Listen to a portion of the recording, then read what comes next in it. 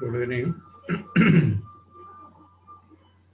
ఈరోజు మనం థర్డ్ చాప్టర్లో ఉన్నటువంటి విషయాల గురించి మనం ఇప్పుడు నేర్చుకుందాం.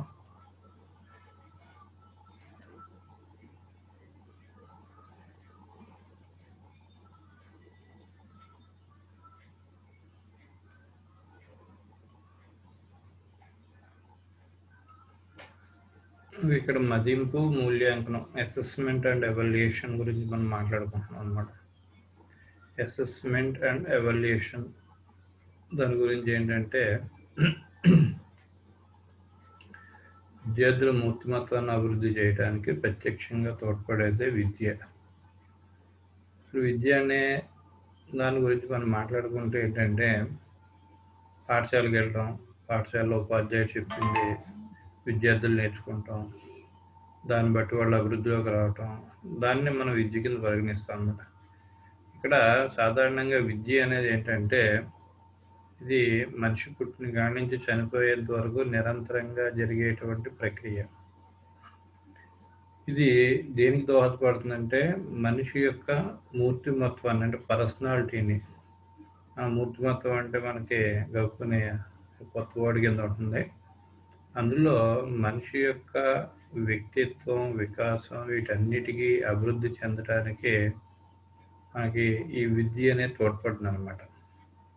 అంటే ఇంటర్మీడియట్, గ్రాడ్యుయేషను, తర్వాత పీజీ, పిహెచ్డి, ఎన్ని హైయర్ ఎడ్యుకేషన్ కంప్లీట్ అయిపోయిన తర్వాత నాకు చదువుతో సంబంధం అయిపోయింది అనే ఫీలింగ్స్తో ఉంటారు ప్రజలందరూ కూడా. అది తప్పు అనమాట.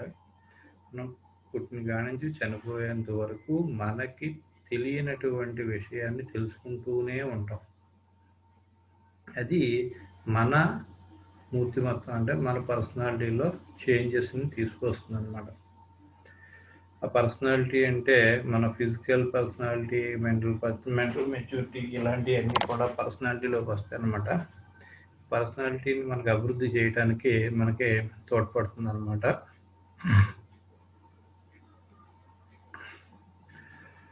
సో కాబట్టి విద్యార్థుల్లో సంపూర్ణ మూర్తిమత్వాన్ని తీసుకురావడానికి ఉద్దేశించబడిన విద్యా కార్యక్రమాల్లో స్పష్టంగా వివరించబడి విద్యా లక్ష్యాలపైన విద్యా ప్రమాణాలు ఆధారపడి ఉంటాయి. ఈ లక్ష్యాలు సాధించబడటానికి ఉపాధ్యాయుడు అభ్యసన అనుభవాన్ని కల్పించాలి. అంటే పిల్లలకి తెలియనటువంటి విషయాన్ని మనం తెలిసేలాగా చేస్తాం అన్నమాట. అభ్యసన అనుభవాలు విద్యార్థికి కల్పించిన తర్వాత ఈ లక్ష్య సాధన గురించి సాక్ష్యాలు సేకరించాలి. పిల్లవాడికి పాఠం చెప్పడం జరిగిపోయింది, పిల్లవాడు నేర్చుకున్నాడు అనే అభిప్రాయానికి మనం వస్తాం, కానీ అంతటితోటి మనకి అది సరిపోదు అన్నమాట. ఈవేళ పిల్లవాడికి పాఠం చెప్పిన సందర్భంలో కంటిన్యూస్ కాంప్రహెన్సివ్ ఎవాల్యుయేషన్ మెథడ్లో సిసిఏ అంటున్నాం కదా. అప్పుడు దాని ప్రకారం విద్యార్థికి చెప్పిన సందర్భంలోనే విద్యార్థి ఎంతవరకు అర్థం చేసుకున్నాడు అనే దాన్ని కూడా మనం ఇక్కడ అసెస్ చేసేస్తాం యాజ్ ఉపాధ్యాయుడు. కానీ దాని యొక్క పెర్ఫార్మెన్స్ టీచరుగా నీకు తెలుస్తుంది, స్టూడెంట్గా అతనికి తెలుస్తుంది, అలాగే తోటి విద్యార్థులకు తెలుస్తుంది. కానీ బయట తరగతి గది వెలుపల ఉండేటువంటి ప్రపంచానికి అది ఎక్స్పోజ్ అవుతుంది. సో కాబట్టి అలా ఎక్స్పోజ్ అవడానికి మనం ఇక్కడ ఒక సాధనం కావాలి, ఒక సాక్ష్యం కావాలన్నమాట. ఈ లక్ష్య సాధనకి మనకి విద్యార్థి ఆ లక్ష్యాన్ని ఎంతవరకు చేరాడో ఆ లక్ష్య సాధనకి సంబంధించిన సాక్ష్యాలను సేకరించేటువంటి ప్రక్రియనే మూల్యాంకనం అంటారు. దాన్నే ఎవాల్యుయేషన్ అంటారు అన్నమాట. ఇక్కడ మనం ఆ విద్యార్థి ఈవేళ ఫర్ ఎగ్జాంపుల్ A+B² అనే సూత్రాన్ని విద్యార్థికి చెప్పాం. అంటే A+Bని A+B తోటి గుణించాలి. దాన్ని ప్రాసెస్ చేసాము, చూపించాము. అర్థమైనటువంటి విద్యార్థులకి నేర్చుకుంటారు, అర్థం కానటువంటి విద్యార్థుల చేత బట్టి పట్టించేసాం. ఆ బట్టి పట్టించి 10 సార్లు చెప్పామనుకోండి, చిన్నపిల్లలు చూడండి ఓరల్ రీడింగ్ చేస్తారు, ఓరల్ రీడింగ్ చేస్తూ ప్రొనౌన్సియేషన్ వచ్చేస్తాం. అలాగే ఓరల్గా చెప్పేసి పిల్లవాడిని ఏమంటాం, చెప్పమంటాం, చెప్పేస్తాడు. కానీ దానికి ఎవిడెన్షియల్ ప్రూఫ్ కావాలి. ఆ ఎవిడెన్షియల్ ప్రూఫ్కి మనం ఇక్కడికి మూల్యాంకనం అనే దాన్ని ఒక పేరు పెట్టుకున్నాం. దాన్ని మూల్యాంకనం అంటాం అన్నమాట. ఈ లక్ష్యాలు, అభ్యసన, అనుభవాలు మరియు మూల్యాంకనం అనేవి విద్యా ప్రక్రియలో ఇమిడి ఉన్నటువంటి ముఖ్య అంశాలుగా మనం చెప్పుకోవచ్చు. దీన్ని బట్టి మనం ప్రాసెస్లోకి స్టార్ట్ చేసి వెళ్తాం అన్నమాట. యాక్చువల్గా ముందుగా మీకు ఇవన్నీ చెప్పిన తర్వాత క్వశ్చన్ పేపర్, దీని అనాలిసిస్ అవన్నీ చెప్పాలి. సో బెటర్ థింగ్ ఏంటంటే ముందు అది చెప్పిన తర్వాత ఇది నేర్చుకుంటాం, కొద్దిగా మనకి ఈజీ అనిపిస్తుంది అనమాట. సో కాబట్టి అది డిఫికల్ట్గా ఉంటుంది. దీనికి దానికి కూడా మనం అది నేర్చుకున్నాం కాబట్టి ఇది పెద్దగా మనకి ఇబ్బంది అనిపిస్తుంది అన్నమాట. తర్వాత ఈ పిల్లల గణిత సామర్థ్యాన్ని పరీక్షించడం. ఇక్కడ గణిత సామర్థ్యం అనేది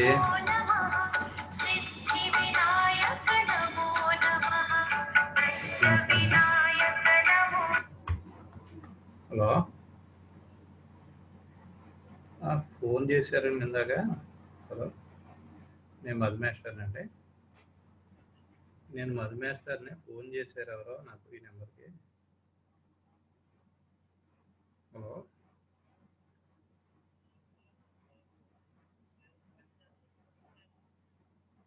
మీరు ఎవరండి? Okay okay. నేను బీఈడి కాలేజ్ మాస్టర్ అండి, డిఎన్ఆర్ బీఈడి కాలేజ్ మాస్టర్ని. సాంబా అవును.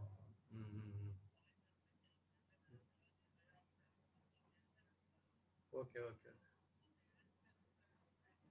అవునవునా, ఓకే ఓకే.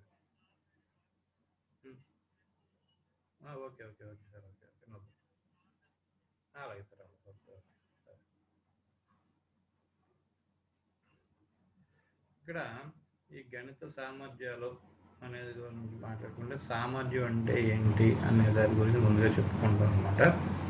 పూర్వకాలం మనం ఆబ్జెక్టివ్స్ అండ్ స్పెసిఫికేషన్, లక్ష్యాలు, స్పష్టీకరణ అనే దాని గురించి మనం ఆధారంగా చేసుకుని విద్యార్థి అసెస్మెంట్ అనేది చేయడం జరిగేది. కానీ దాన్ని ఇప్పుడు మోడిఫికేషన్ చేసి వచ్చిన తర్వాత సామర్థ్యాల్లోకి ఇది ట్రాన్స్ఫర్ చేయడం జరిగింది అనమాట. అంటే లోపల ఉండేటువంటి బేసిక్స్ అనేది మాత్రం యాజ్ యూజువల్గానే ఉంటాయి, కానీ పేర్లు మాత్రమే మారుతుంది ఇక్కడ. ఇందులో ఇక్కడ సామర్థ్యాన్ని ఇంగ్లీష్ మనం ఎబిలిటీ అంటాం, కెపాసిటీ అంటాం, ఇలా రకరకాల పేర్లతో వేస్తాం. సామర్థ్యం అనేది పని చేయగలిగే శక్తి, దేనినైనా ఎదుర్కోగలిగే ధైర్యము, ఏ పనినైనా కౌశలంతో నిర్వహించగలిగిన స్తోమత, ఆలోచించి చేతితో పనిని నిర్వర్తించగలిగిన మానసిక స్థితి సామర్థ్యం అని మనం చెప్పుకోవచ్చు అనమాట. నాకు అంత సామర్థ్యం లేదు, అంత కెపాసిటీ లేదంట అంటే అది రెండు రకాలుగా మనం సాధారణ సందర్భాల్లో చెప్పుకుంటాం. ఒకటి ఎప్పుడంటే మనకి 17 ఎకరాలు చెప్పమని అనుకోండి, సాధారణ పిల్లవాడిని, సార్ నాకు రాదంటాడు. అదే 2 ఎకరాలు చెప్పమని అనుకోండి, వెంటనే చెప్తాడు. ఎందుకు తేడా? నేను చదవలేదండి, నాకు అంతా, నేను నా కష్టపడి నేను నా స్థాయిలో గుర్తుపెట్టుకోలేను అంటే అది మానసిక స్థితిలో, అంటే మానసికంగా అతను తన క్యాపబిలిటీని అతను పైకి ఎక్స్ప్రెస్ చేయగలుగుతాడు అన్నమాట. For example all of A sudden మనం చెప్పమన్నది వెంటనే మనం చెప్పలేము. సో అలాగే ఇక్కడ నుంచి ఒక 100 కేజీల బస్తా ఉందనుకోండి, 100 కేజీల బస్తాని నువ్వు లిఫ్ట్ చేశాను అనుకోండి, ఇట్ ఈజ్ నాట్ పాసిబుల్ అంటాడు. ఎందుకంటే అతని కెపాసిటీ కంటే దాని యొక్క బరువు ఎక్కువ. అదే 10 కేజీల బ్యాగ్ ఇచ్చి దీన్ని అక్కడ పెట్టేసరా అన్నాం అనుకోండి, వెంటనే చేస్తాడు.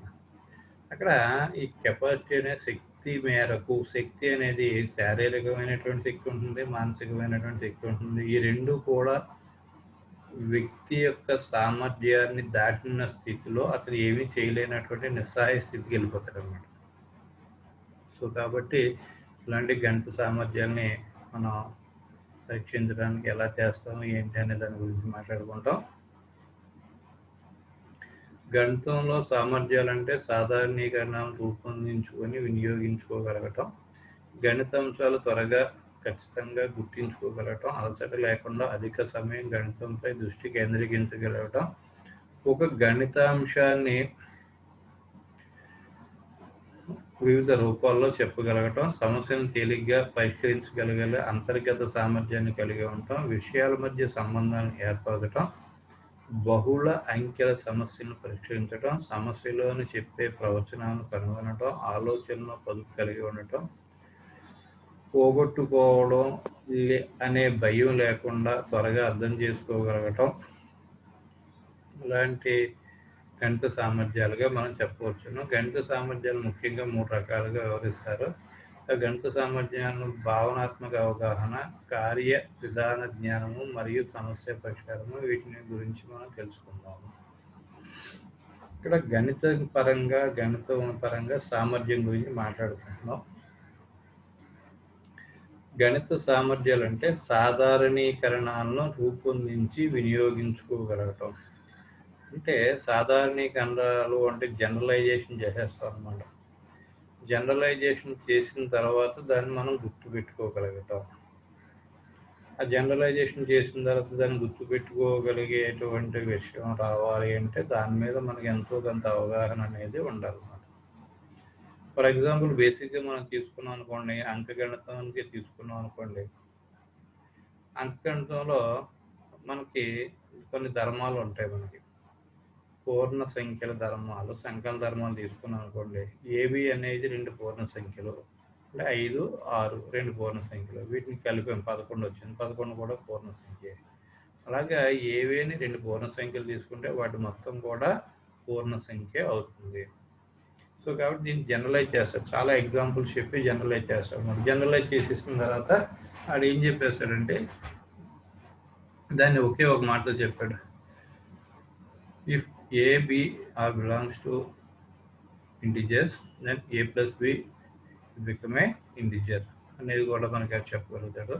దీన్ని మనకి క్లోజర్ అసోసియేటివ్ కాంపిటేటివ్ అనేది ప్రాపర్టీస్ మనం కేకేస్తాం, దాన్ని ప్రొనౌన్స్ చేయడం జరుగుతుంది. సో అలాగా జనరలైజేషన్ చేసేసిన తర్వాత జనరలైజేషన్ చేసినటువంటి విషయాల్ని తిరిగి మనకి అవసరమైన సందర్భంలో వినియోగించుకోగలిగే శక్తి అన్నమాట. నేర్చేసుకున్నంత మాత్రం సరిపోదు. ఈవేళ క్లాస్ రూమ్లో తరగతి గదిలో పిల్లవాడు చక్కగా లెక్కించడం చేసేసాడు. రేపు పొద్దున్న పరీక్ష పెట్టిన సందర్భంలో అతను లెక్క చేయలేదు, నేను మర్చిపోయాను అంటాడు. What is the use? దానివల్ల ఉపయోగం ఉందా? లేదు. కానీ అవసరమైన సందర్భంలో మాత్రం వినియోగించుకోగలగాలి. ఇప్పుడు ఫర్ ఎగ్జాంపుల్ మనం ఒక 100 రూపాయలు సంపాదించుకోనుకోండి. ఆ 100 రూపాయలు అవసరమైన సందర్భంలో మనం ఖర్చు పెట్టుకోవడానికే సిద్ధంగా ఉండాలి.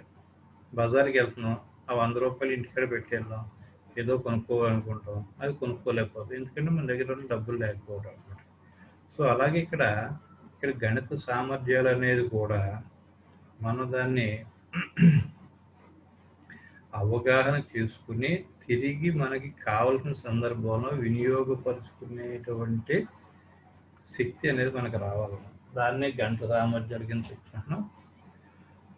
దీనిలో మనకి గణిత అంశాలను త్వరగా ఖచ్చితంగా గుర్తుంచుకుంటాం.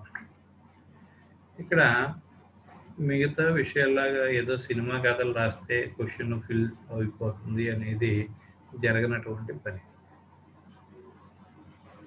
సో కాబట్టి ఇక్కడ ఎగ్జాక్ట్గా యాక్యురేట్గా మనకి ప్రాసెస్లోనే మనం చేయాలి. ఏమీ చేయలేము. మనకి ఏంటంటే ప్రశ్న రాలేదనుకోండి, మిగతా చోట అనుకోండి మనం ఏదో చిన్న చిన్న కథలు అయితే రాయొచ్చు. ఇందులో కథలు రాయటం సినిమా ఉండదు. అయినా సరే కొంతమంది మహానుభావులు ఉంటారు, వాళ్ళు ఏదైనా చేస్తారు. కుసునెక్కించి దేవుడి పేరు, కుసునెక్కించి దేవుడి దయ, అలాగా కూడా రాసినటువంటి సందర్భాలు ఎన్నో చూసాం మా ఎక్స్పీరియన్స్. ఈవెన్ పబ్లిక్ ఎగ్జామ్, నేను చెప్పేది ఆర్డినరీ ఎగ్జామ్స్ కాదు, పబ్లిక్ ఎగ్జామ్లో. సో కాబట్టి మనం ఏంటంటే ఇక్కడ గణిత అంశాలను త్వరగా ఖచ్చితంగా గుర్తించుకోగలగటం, తర్వాత అలసట లేకుండా అధిక సమయం గణితంపై దృష్టి కేంద్రీకరించగలగటం. ఇది ఎప్పుడు సాధ్యపడుతుంది అంటే అలసట లేకుండా మనకి మనం అర్థం చేసుకున్నప్పుడు మాత్రమే సాధ్యపడుతుంది. అలసట లేకుండా ఎంతసేపు అయినా మనం టైం అనేది మనకు తెలియకుండా మనం అనేక సమస్యలు సాధించగలుగుతాం. ఫర్ ఎగ్జాంపుల్ ఒక సమస్య చేసే సందర్భంలో మనకి ఎక్కడైనా సమస్యకి ఆన్సర్ ఇదని మనకు తెలుసు, ఆ ఆన్సర్ రాలేదనుకోండి, దాన్ని ఎంత చేసినా మనకి అది రాదు. ఎందుకంటే నువ్వు నీ 100% కాన్సన్ట్రేషన్ దాని మీద పే చేసావు అనుకుంటాం, కానీ మిగతా పర్సంటేజ్లో ఎక్కడో సమ్ మిస్టేక్ ఉంటుంది. అది మనకి కళ్ళకి గంతలు కట్టినట్టు అది మనకు కనిపించదు అనమాట. నువ్వు ఎంత సీనియర్ ఉపాధ్యాయుడైనా అవ్వచ్చు, ఇంకోటి అవ్వచ్చు. సో అలాంటి సందర్భంలో స్టూడెంట్ సహాయం కానీ లేకపోతే కో టీచర్ హెల్ప్ కానీ చేసి, సార్ ఈ ప్రాబ్లమ్ చూడండి, ఆన్సర్ ఎక్కడో తప్పు వచ్చింది, నాకు ఇది ఎక్కడో పొరపాటు తెలియట్లేదు అని అడగవచ్చు, తప్పేం కాదు. అలాగనమాట. ఈ గణిత అంశాన్ని ఖచ్చితంగా గుర్తించుకోగలగటం, తర్వాత అలసట లేకుండా అధిక సమయం గణితంపై దృష్టి కేంద్రీకరించడం, ఒక గణిత అంశాన్ని వివిధ రూపాల్లో చెప్పగలగటం, ఒక గణిత అంశాన్ని వివిధ రూపాలు అంటే ఒకే లెక్కని అనేక పద్ధతుల్లో మనం సాధించగలగటం, తర్వాత సమస్యను తేలిగ్గా పరిష్కరించగలిగే అంతర్గత సామర్థ్యాన్ని, షార్ట్ కట్ మెథడ్స్ ఉంటాయి కదా, అవి విషయాల మధ్యన సంబంధం ఏర్పడడం అంటే రిలేషన్ బిట్వీన్ డిఫరెంట్ టాపిక్స్ అనమాట. ఆ విషయాన్ని నుంచి ఈ విషయం ఇలా వచ్చింది అనేది చెప్తాం. సిన్స్ అనేది మన పక్కన రైట్ సైడ్ మనం బ్రాకెట్లో రాస్తాం అనమాట. తర్వాత బహుళ అంకెల సమస్యలు పరిష్కరించడం అంటే 2 అంకెల సమస్యలు, 3 అంకెల సమస్యలు, 4 అంకెల సమస్యలు, వాటిని పరిష్కరించడం, సమస్యలో చెప్పలేని ప్రవచనాలను కనుగొనటం, ఆలోచనలోని పొదుపుని కలిగి ఉండటం, పోగొట్టుకోవటం అనే దాని భయం లేకుండా ఉండటం, అంటే నాకు మార్కులు పోతాయేమో, సరిగ్గా చేయలేదేమో అన్న ఫీలింగ్ ఉండకూడదు, చేసేయాలంతే. త్వరగా అర్థం చేసుకోగలగటం లాంటి వాటిని గణిత సామర్థ్యాలుగా మనం ఇక్కడ చెప్పుకున్నాం. అంటే 3 రకాలుగా వివరిస్తారని చెప్పాడు. 3 రకాలు మనకి ఇక్కడ ఇవ్వటం జరిగింది అనమాట. ఈ 3 రకాల్లో ఒకటి భావనాత్మక అవగాహన, కాన్సెప్చువల్ అండర్స్టాండింగ్. కాన్సెప్ట్ అర్థమైతేనే మనకి విద్యార్థి హ్యాపీగా ఉంటాడు అనమాట. తర్వాత రెండోది కార్య విధాన జ్ఞానం, ప్రొసీజరల్ నాలెడ్జ్. తర్వాత సమస్య పరిష్కారం అనమాట. ఇక్కడ భావనాత్మక అవగాహన, కాన్సెప్చువల్ అవగాహన అంటే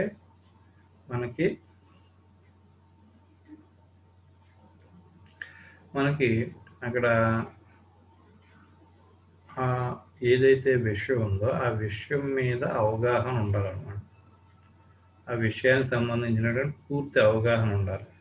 అవగాహన ఉంటే అవగాహనతోటి మనం ఏం చేయగలుగుతాం ఏంటి అని చూసుకున్నట్లయితే, సాక్ష్యాన్ని అందించినప్పుడు భావనలు గుర్తించి పేరు పెట్టి ఆ భావనలకు ఉదాహరణ ఇవ్వగలగటం, భావన యొక్క నమూనాలు, చిత్రాలు ఉపయోగించడం మరియు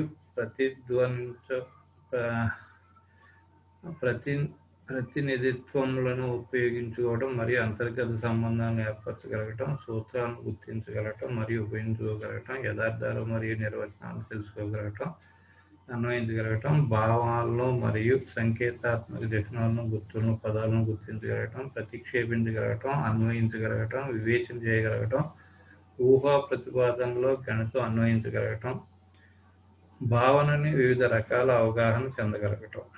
ఇవన్నీ అన్నమాట. అంటే ఒక సమస్య ఉంది, ఆ సమస్యని మనం చేసేటప్పుడు సమస్యని ఎలా చేయాలి, ఏం చేయాలి, ఏ ఫార్ములా వాడాలి, ఏ పద్ధతిలో చేయాలి, ఏ టైంలో ఎంత కలిసి వస్తుంది, ఇలాంటివన్నీ కూడా ఇక్కడ చేస్తాం అనమాట. ఏ టెర్మినాలజీ వాడాలనేది కూడా ఇవన్నీ పాయింట్స్ ఇచ్చాడు, ఆ పాయింట్స్ ప్రకారం మనం ఇక్కడ చేస్తాం. తర్వాత 2 కార్య విధాన జ్ఞానం. ఇందులో సరైన కార్య విధానాలను ఎంపిక చేసుకోవాలి, అంటే సరైన పద్ధతిని ఎంపిక చేసుకుంటాం అనమాట. ఖచ్చితమైన నమూనాలు మరియు చిహ్నాల పద్ధతులను ఉపయోగించి ఒక కార్య విధానం యొక్క యథార్థతను పరిష్కరించగలగటం, న్యాయ నిర్ణయం చేయగలగటం. అంటే ఒక విధానంలోనే వెళ్ళే సమస్య మనం ఆన్సర్ తీసుకురావడం అనమాట. గ్రాఫ్లను, టేబుల్ను చదివించగలగటం మరియు రూపొందించగలగటం, గణితాన్ని చదివించగలగటం, పరిస్థితికి తగిన ఈ వివేచన చేయగలగటం, సరి అయిన విధానాన్ని ఎన్నుకొని వాటి అన్వయించగలగటం, జ్యామితి నిర్మాణాలను అమలు చేయగలగటం, సంఖ్యామానాన్ని సక్రమంగా వినియోగించగలగటం. ఇక్కడ ఇవన్నీ కార్య విధాన జ్ఞానంలో కంటే అక్కడ మన ఆలోచననే చెప్పాము. ఇక్కడ ఆచరణలోకి తీసుకొస్తున్నారనమాట. ఇయన్నీ కూడా మన బుర్రలో ఉంటాయి. ఇక్కడ మనం పేపర్ మీద ప్రెజెంట్ చేయాలన్నమాట. ఇక్కడ పేపర్ మీద ప్రెజెంట్ చేసేటప్పుడు ఏం చేయాలంటే ఖచ్చితంగా మన మనసులో ఉండేటువంటి ఆలోచనని ఖచ్చితంగా ఇక్కడ ప్రెజెంట్ చేయాలి. సరి అయినటువంటి ఏ పద్ధతిలో చేయాలి, ఎలా చేయాలి, ఏ సూత్రాన్ని ఉపయోగించాలి ఇవన్నీ కూడా. అక్కడ మనకి a+b² అని కనిపిస్తుంది. ఒక్కోసారి a-b² అనుకున్న ప్లస్ మైనస్ ఒక గీత తేడాతోటి మొత్తం సమస్య అంతా పోతుంది. అలాంటి సందర్భాలు ఉంటాయి. కాబట్టి రెండు అది మానసికంగానే ఇక్కడ ఫిజికల్‌గానే రెండు కూడా చాలా ఇంపార్టెంట్. తర్వాత నెక్స్ట్ వన్ చాలా ఇంపార్టెంట్ వన్ ఇది మన సమస్య పరిష్కార పద్ధతి, సమస్య ప్రాబ్లమ్ సాల్వింగ్ అంటాం. ఇందులో సమస్యని గుర్తించగలగటం, రూపొందించగలగటం. తర్వాత సమస్యని ఈ సమస్య ఇది ఫలానా చాప్టర్లో ఉంది, లేకపోతే దీన్ని ఇలా చేయాలని ముందు ఐడెంటిఫికేషన్ అనమాట. తర్వాత దత్తాంశాల స్థిరత్వాన్ని నిర్ధారించగలగటం, అంటే ఏమిచ్చాడు అనేది మనం ముందు ఐడెంటిఫై చేయగలగడం అనమాట. తర్వాత వ్యూహాలను, దత్తాంశాలను, నమూనాలను ఉపయోగించుకున్న తర్వాత దాన్ని ఏం చేయాలి, ఎలా చేయాలి, ఏ పద్ధతిలో చేయాలి అనేది ఇక్కడ చేస్తాం అనమాట. కార్య విధానాన్ని రూపొందించగలగడం, విస్తరించడం, మార్పు తీసుకోవడం అంటే సూత్రాల్లో రాసుకుంటాం, సూత్రంలోని పదాలను వివరించగలగటం, తర్వాత వాటికి సంబంధించినటువంటి ప్రతిక్షేపణ చేయడం అయ్యన్నమాట. నూతన పరిస్థితుల్లో వివేచన ఉపయోగించగలగటం అంటే ఫర్ ఎగ్జాంపుల్ సింప్లిఫికేషన్ వస్తుంది. సింప్లిఫికేషన్ ఎప్పుడు వచ్చినప్పుడు చాలామంది చిన్న చిన్న నెంబర్లో బేసిక్గా వెళ్ళమని మనం చెప్తూ ఉంటాం. కానీ వాళ్ళు ఏం చేస్తారంటే హై నెంబర్స్తో సింప్లిఫికేషన్ చేస్తారు. అది రైట్ అయిన సందర్భంలో చాలా సక్సెస్ఫుల్ అవుతాం, ఒకవేళ తప్పైన సందర్భంలో చాలా ఇబ్బంది పడతాం అనమాట. సో కాబట్టి బేసిక్స్కి వెళ్తే మనకి ఇబ్బంది ఉంటుంది అనమాట. తర్వాత సమస్య పరిష్కార వివేకత మరియు ఖచ్చితత్వాన్ని న్యాయ నిర్ణయం చేయగలగటం, సమస్యను పరిష్కరించడానికి భావనలు, విధానాలు, వివేచన, భావప్రసాద నైపుణ్యాలు, జ్ఞానాన్ని అంతటినీ వినియోగించుకోగలగటం. దీని గురించి మనం పూర్వంలోనే మనం ఫస్ట్ సెమిస్టర్లో బాగా వివరంగా చెప్పుకున్నాం. ఇది ఒక షార్ట్ ఆన్సర్ కోసం ఖచ్చితంగా వచ్చేది. తర్వాత నెక్స్ట్ వన్ ఏంటంటే గణిత సామర్థ్యాన్ని పరీక్షించడం, టెస్టింగ్ అండి. ఇవన్నీ సామర్థ్యాల గురించి చెప్పుకున్నాం. దీన్ని ఎలా పరీక్షించాలి అనే దాని గురించి ఇక్కడ మాట్లాడుకుంటాం. విద్యార్థులు గణిత సామర్థ్యాలు పరీక్షించడానికి సాధారణంగా ఈ క్రింది 5 అంశాలను పరిగణనలోకి తీసుకుంటారు. ఒకటి ఏంటంటే గణిత గుర్తులు, భావనలు. ఇందులో గణితానికి సంబంధించిన చిహ్నాలు, గుర్తులు, పదాలకు సంబంధించినటువంటి ప్రశ్నలు అంటే ఇక్కడ సాధారణంగా బహుళైచ్ఛిక ప్రశ్నలు ఇవ్వబడతాయి. ఇప్పుడు మనం ఒక గణిత ఉపాధ్యాయుడిగా, కాబోయే ఉపాధ్యాయులుగా మీరు, ఉపాధ్యాయులుగా మేము, లేకపోతే విద్యార్థులుగా పిల్లలు, వీళ్ళు ఏమైనా చాలా ఫెసిలిటీని మనకి తీసుకొచ్చి గణిత భాష గురించి మనం అంటే భాషలో అనేక అంశాలు ఉంటాయి. అందులో ఉన్నటువంటి గుర్తులను చదవమంటే చదవలేని పరిస్థితి అనమాట చాలామందికి. అందుకనే మనకి టెక్స్ట్ బుక్ వెనకాల సాధారణంగా ఒక్కొక్క సందర్భంలో ఈ గుర్తులు ఇవ్వటం జరుగుతుంది. ఎన్ని గుర్తులు అంటే చాలా గుర్తులు ఉంటాయి అన్నమాట. ఈ అపెండిక్స్ అనుబంధం అనేది ఉంటుంది కదా, అనుబంధంలో plus minus into divided by basics, అది equal, unequal, identical, equal, less than, greater than, less than or equal to, greater than or equal to. ఇక్కడ దాకా సాధారణంగా అందరికీ తెలుసు. తర్వాత ఇంకా చాలా ఉంటాయి అన్నమాట. అంటే ఒక్కొక్క పాఠ్యాంశానికి వచ్చేటప్పటికి అనేక కొత్త కొత్త విషయాలని అందులో మనం ఇంట్రడ్యూస్ చేస్తూ ఉంటాం. అవి పిల్లలకి ఖచ్చితంగా మనం చేయించగలిగేటట్టు, తర్వాత దాని యొక్క అర్థాన్ని వివరించగలిగేటట్టు, దాన్ని ఎక్కడ ఉపయోగిస్తామో చేసేటట్టు అన్నీ కూడా గుర్తులు, భావనలు అనేది మనకు పిల్లవాడికి నేర్పాలన్నమాట. మీరు ఎంత నేర్పినా సరే లెస్ దాన్ ఏమంటే గ్రేటర్ దాన్ వేస్తారు, గ్రేటర్ దాన్ ఏమంటే లెస్ దాన్ వేస్తారు. ఇప్పుడు మనం కూడా ఒక్కొక్క సందర్భంలో తప్పు చేస్తాం. సో కాబట్టి గణిత గుర్తులు, భావనలు జాగ్రత్తగా మనం చూసుకోవాలి. తర్వాత నెక్స్ట్ వన్ ఏంటంటే గణించటం. గణించడం అంటే క్యాలిక్యులేషన్. క్లిష్టత పెరుగుతూ పోయే ఒక వరుస క్రమాన్ని ప్రశ్నలను విద్యార్థులు పరిష్కరిస్తారు. అంటే మనం ఇక్కడ సమస్యని ఎదరికి వెళ్ళే వాళ్ళు ఏంటంటే మనం క్లిష్టతని సాల్వ్ చేసుకుంటూ వెళ్ళాలి కానీ దాన్ని అంతేగాని సమస్యని పెంచుకుంటూ వెళ్ళకూడదు. అక్కడ క్లిష్టత పెరిగిపోయే ఒక వరుస క్రమాన్ని ప్రశ్నలు విద్యార్థులు పరిష్కరిస్తారు అనే దాంట్లో చెప్పుకుంటే ఏంటంటే స్టెప్ బై స్టెప్ మనం ఎదురుకెళ్ళే కొద్దీ మనం సమస్యకి సమాధానానికి దగ్గర అవుతూ ఉంటాం. అంతేగాని సమస్యని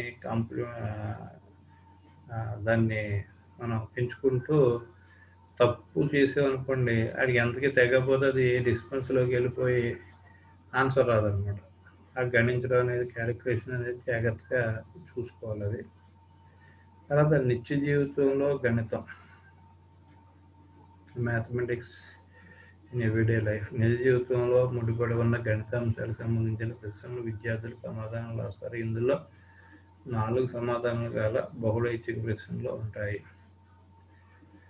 నిజ జీవితంలో అంటే మనం ఏదైనా పాఠ్యాంశం నేర్పినప్పుడు అది విద్యార్థికి అవసరం అవుతుంది అనే ఉద్దేశంతో మనం నేర్పించడం జరుగుతుంది. కాబట్టి ఆ నేర్పించే సందర్భం,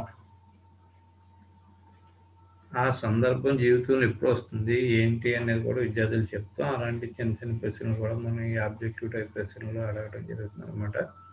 నెక్స్ట్ వన్ ఏంటంటే మనకి పద సమస్యలు, వర్డ్ ప్రాబ్లమ్స్ అంటాం.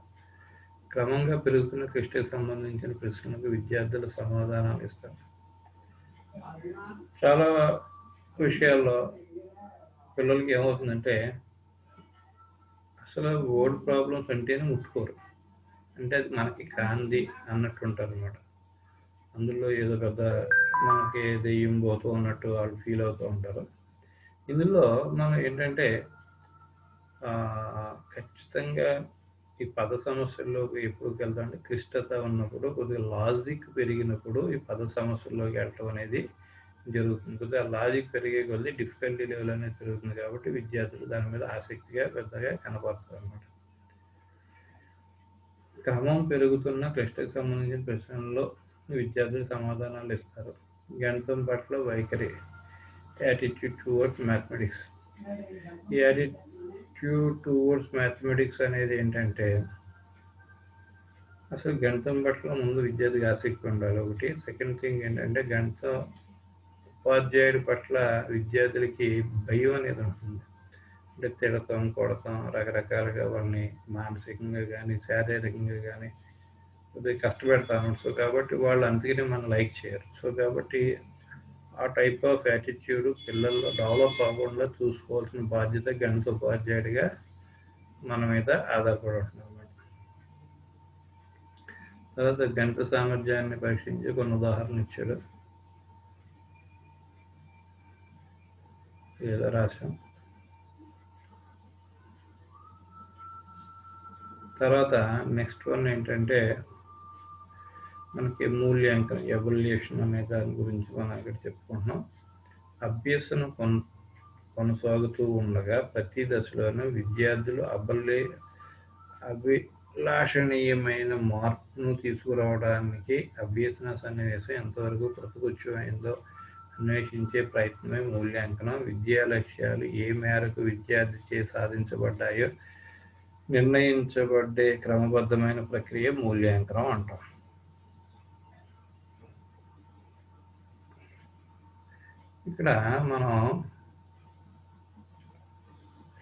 ఇక్కడ విద్యా లక్ష్యాలు ఏ మేరకు అంటే మనం అనుకున్నటువంటి విద్యా లక్ష్యాలు ఏ మేరకు విద్యార్థుల చేత సాధించబడ్డాయో నిర్ణయించబడే ఒక క్రమబద్ధమైనటువంటి ప్రక్రియను మూల్యాంకనం అంటాము.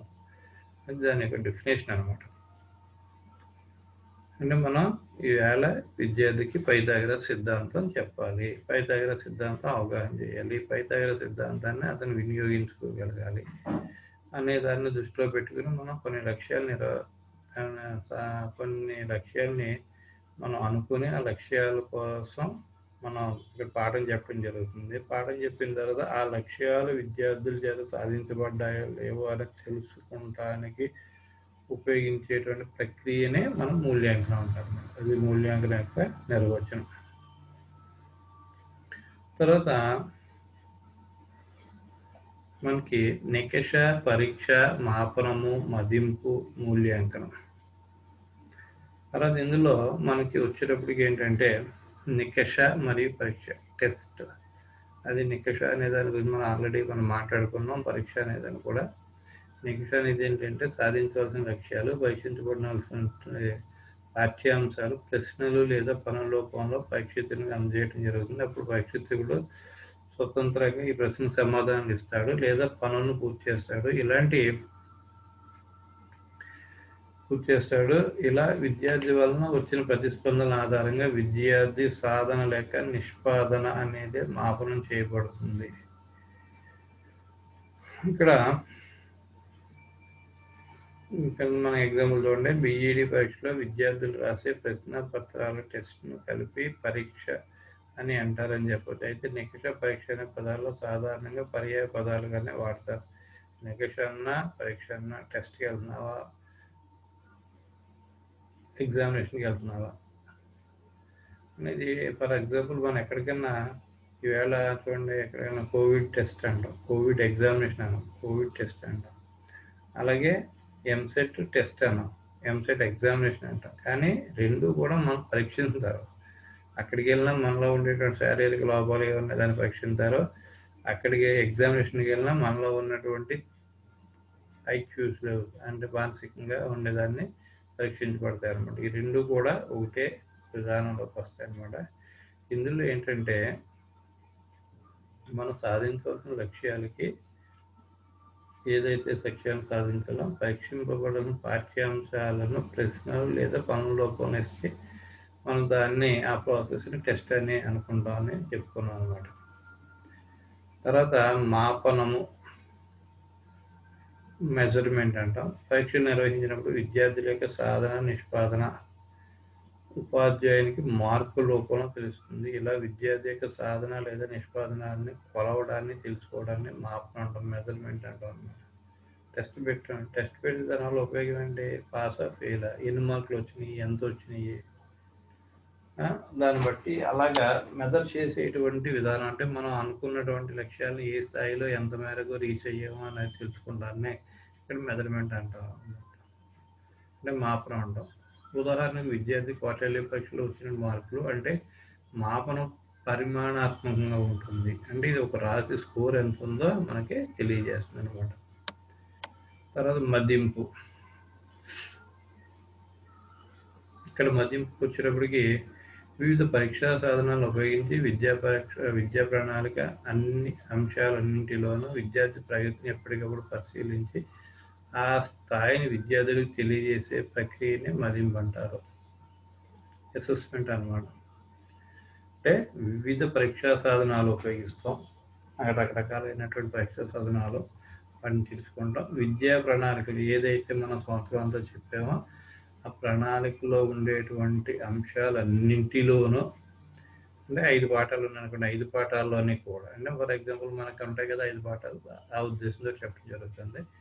విద్యార్థుల ప్రగతిని ఎప్పటికప్పుడు 5 పాఠాల్లో మీకు 2.5 పాఠాల్లో ఫస్ట్ ఇంటర్నల్ పెడతాం, అలాగే సెకండ్ ఇంటర్నల్ మిగతా పాఠాల్లో పెడతాం. ఎప్పటికప్పుడు పరిశీలించి ఆ స్థాయిని విద్యార్థులకు తెలియజేసే, అందులో మీ పెర్ఫార్మెన్స్ ఎలాగుందో అనేది తెలియజేసే ప్రక్రియని మదింపు అంటాం అన్నమాట. ఈ మదింపు లోపనిదానం మదింపు, డయాగ్నోస్టిక్ అసెస్మెంట్, నిర్మాణాత్మక మదింపు, ఫార్మేటివ్ అసెస్మెంట్ మరియు సంగ్రహణాత్మక మదింపు అనే 3 రకాలుగా వివిధ సందర్భాల్లో చేయబడతాయి. మదింపు అనేది లక్ష్యాత్మక మదింపు, ఆబ్జెక్టివ్ అసెస్మెంట్ మరియు విషయాత్మక మదింపు, సబ్జెక్ట్ అసెస్మెంట్ జరపబడుతుంది. మదింపు నియంతగా ఫార్మల్ అసెస్మెంట్ మరియు అనియతంగా ఇన్ఫార్మల్ అసెస్మెంట్గా కూడా జరగబడుతుంది. ఇవన్నీ కూడా ఎదురు నేర్చుకుంటాం అనమాట. ఇక్కడ మూల్యాంకనం గురించి మనం చూసుకున్నట్లయితే మానవ ఫలితాలను విలువ కట్టడాన్ని లేక మాపనంపై ఫలితాలపై ఆధారపడిన విషయం నిర్ణయించడానికి మూల్యాంకనం అనొచ్చు. మూల్యాంకనం ద్వారా విద్యార్థి సాధన సంతృప్తికరంగా ఉందో లేదో తెలుసుకోవచ్చు. దీనికి ఎగ్జాంపుల్ ఏం ఇచ్చాడు? ఒక విద్యార్థికి 20 మార్కులు వస్తే లేదా 80 మార్కులు వస్తే ఆ సాధన బాగుందో లేదో మూల్యాంకనం తెలియజేస్తుంది. అంటే మూల్యాంకనం గుణాత్మకంగా ఉండి ఒక రాశిలో ఎంతగా ఒక రాశి స్కోర్ అదే ఎంత బాగుందో తెలియజేస్తుంది.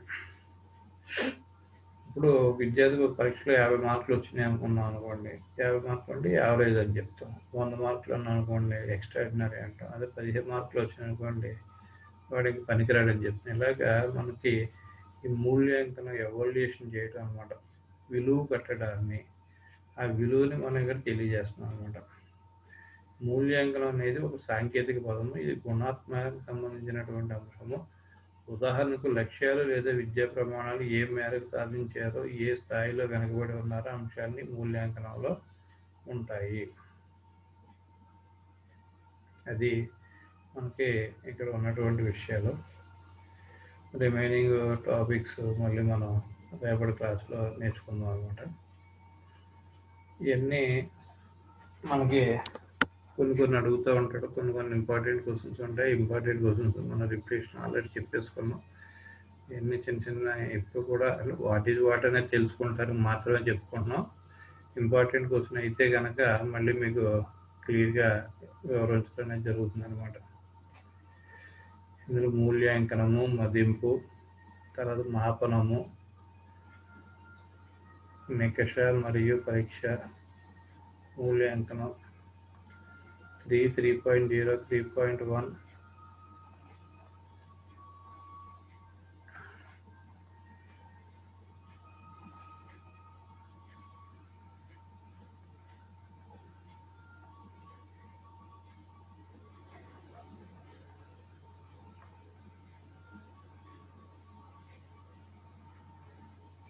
మనం ఇక్కడ దాకా చెప్పుకున్నామా. మీనింగ్ ఆఫ్ ఎవాల్యుయేషన్ అనేది అక్కడి నుంచి అలా చెప్పుకుంటూ వెళ్తాం. తర్వాత మనకి అవ్వనటువంటి విషయాల్ని మనం ఒకసారి మిమ్మల్ని చూడమన్నాం, మళ్ళీ ఈవేళ కూడా ఒకసారి జాగ్రత్తగా దాన్ని పరిశీలించి